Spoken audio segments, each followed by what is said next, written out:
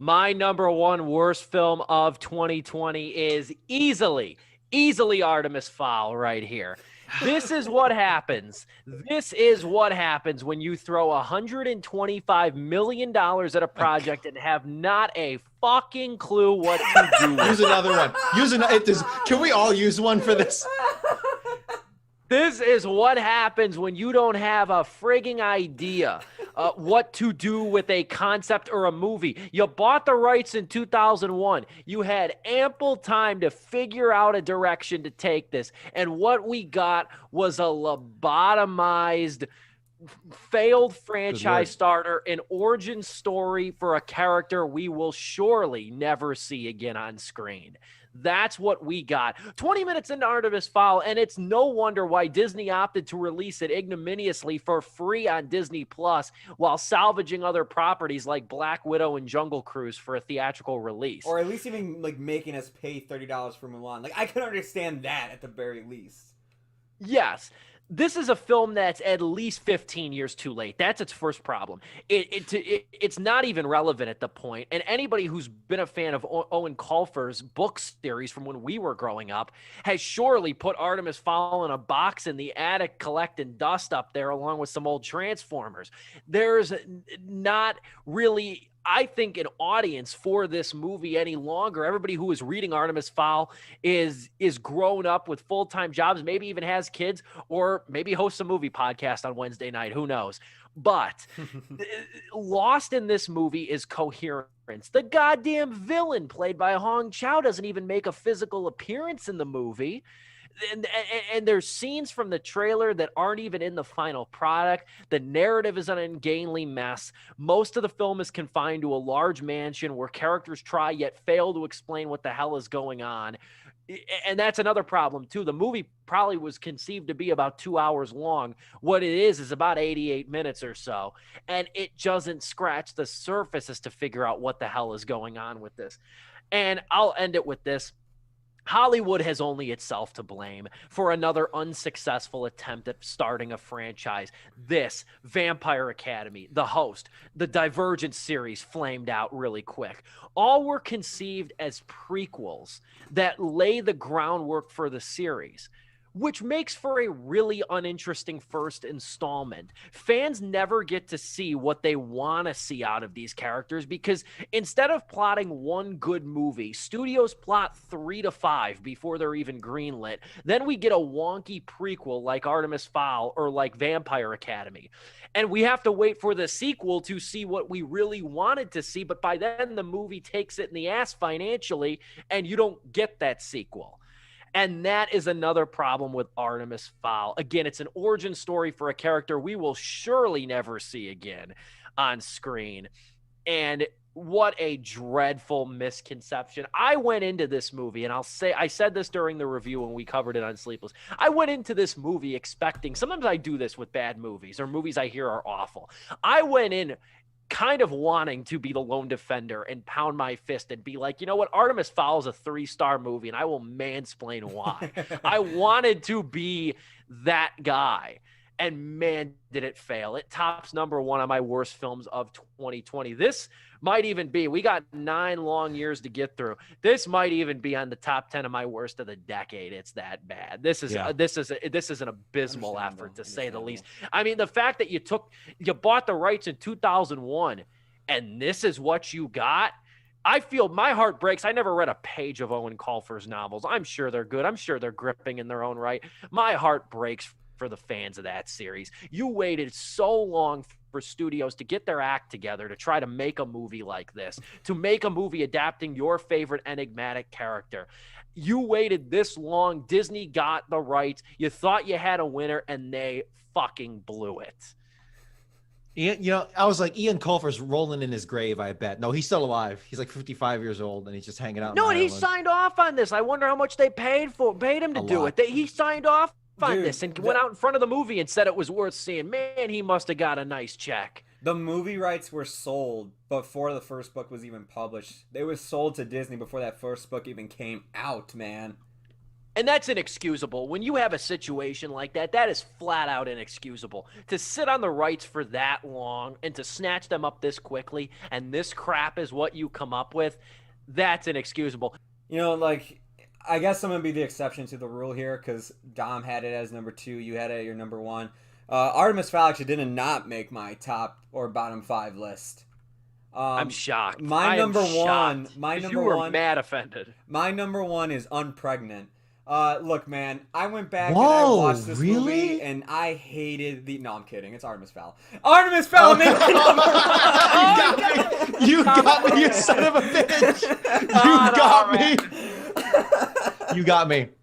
Oh man. Claps. All right. Claps yeah, for Joe here. You can see this on Disney Plus right now, but hey, man. I'm gonna tell you right now, on Disney Plus, you can also watch WandaVision, and that is way more creative with its property than this film will ever. I'm gonna use my F word now. Fucking be, man. This movie is awful, man. I didn't read the book or I like anything like that, so I have no connection to this. But by God, you know a bad movie when you see one, and when you get done wrapping up watching a movie, sometimes you're just like, Jesus Christ, this movie drops the ball hard in many places.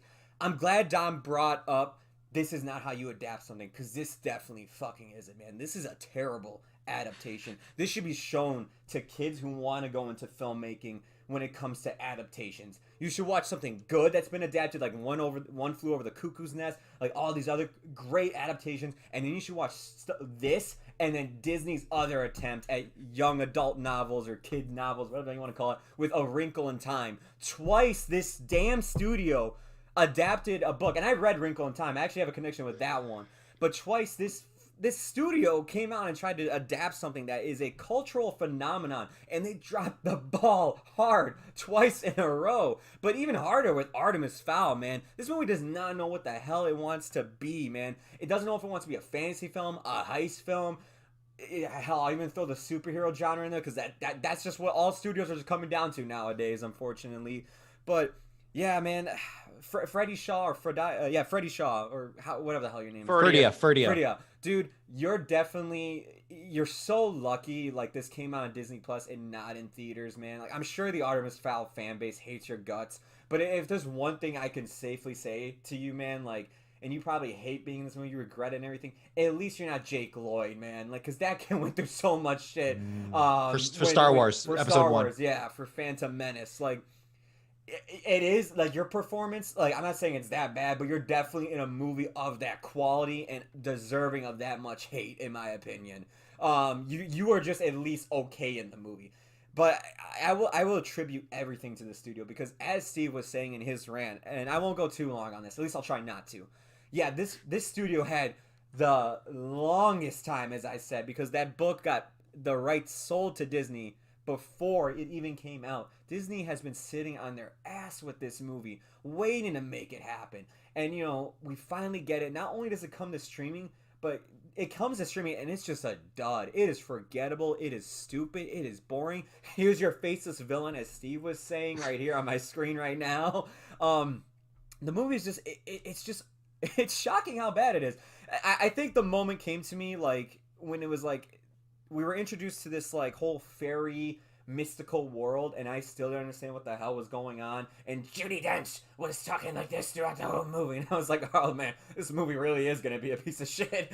But then it really nailed it on the head when Josh Gad opened his jaw, proceeded to eat dirt, because he's like a mole creature of some sort, and not only did he eat the dirt, but then proceeded to shit it out of his ass. And I just sat there going, I forgot that happened. What? I blocked out so much of this movie. And there's just so many times I look at the screen and I said, what the hell is happening? What is going on? The movie is just on turbo mode, moving along. And it's like, no, you need to take time. If this is supposed to be, and studios, stop doing this, man. I always went on with this with Scoop. Stop getting a property and being like, we got the sequels lined up, we're ready to go, this is our next franchise. How about you start the franchise before you just, I don't know, end the franchise? No one's learning. No one's learning. And it's frustrating. Like they looked at Marvel, they saw that Kevin Feige like had a roadmap, and they're just like, we can do the same thing. But they didn't understand. Kevin Feige had that roadmap planned out, in case if it all fell apart. Like, you know, it's just like, okay, if this doesn't work out, they can all go their separate ways. Like, the Avengers will just be this one thing, and then they all go separate. But it all worked out, and it kept going. But yeah, my number one is Scoob. Objectively, it should be Artemis Fowl. Objectively, but like Scoob is like personal for me. I don't know why. As longtime listeners of this, none of them exist. But like as long, I'm sure longtime listeners of this show will know. I hate all Hanna-Barbera past Tom and Jerry, because Tom and Jerry is some of the greatest animation in the history of mankind. I'm not joking. That is incredible animation and beautiful comedy. Is Hanna-Barbera Tom and Jerry, or is Tom and Jerry Hanna-Barbera? Yeah. It doesn't feel like it because everything they made after that was garbage, hot garbage. All right, good but point. like it's, any after that. But you know what? Looking forward to Scoob. Watching the first 10 minutes of Scoob, I was like, you know what? Maybe I do have a soft spot for Scooby-Doo. I don't know if it's Velma in particular, because I had the hots for Velma, who they made Latina in this movie for like 2 seconds. I don't know if you guys remember that. Yeah, she says something in Spanish for a scene. She does. Does she say Jinkies? She says I don't think Jinkies, she says Jinkies. and then no, she doesn't say Jinkies. She says like Jinkies in Spanish. That's what it was. She says "Ay caramba." They're like in the van. They're messing with a robot, and then she says "Ay caramba." No, you did not just like what is this is pathetic. This is really, again, I'm not saying it's bad that she was made Latina. What I'm saying is you really that's just a cringe moment where it's just like, ay caramba. It's like, no, you just forced that in for like woke points. It's pathetic. Anyway, Scoob, let me get to the heart of this. Simon Cowell shows up and he makes like a lame American Idol Holy joke. Shit, I forgot about that. That is what we're dealing with here. You remember that? No, you just remembered me. No. You just reminded me. Holy crap.